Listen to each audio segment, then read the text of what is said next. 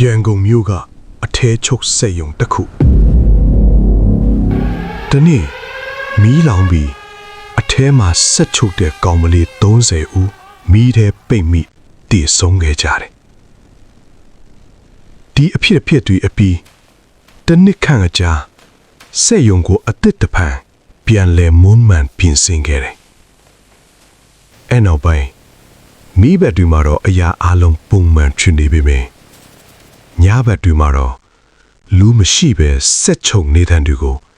ညာဆောင်တွေကြားလာခဲ့တယ်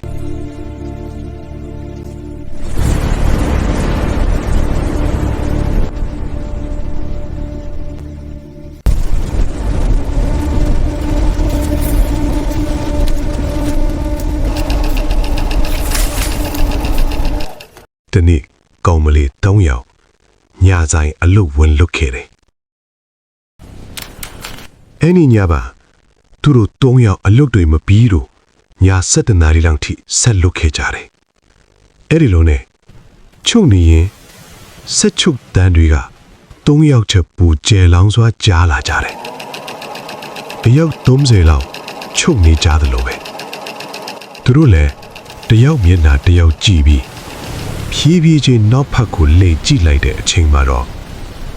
တကူလုံးမီးလောင်ပြီးတေးထားတဲ့လူတွေကထိုင်ပြီးဆက်ချုပ်နေကြတာသူတို့လည်းကြောက်နေ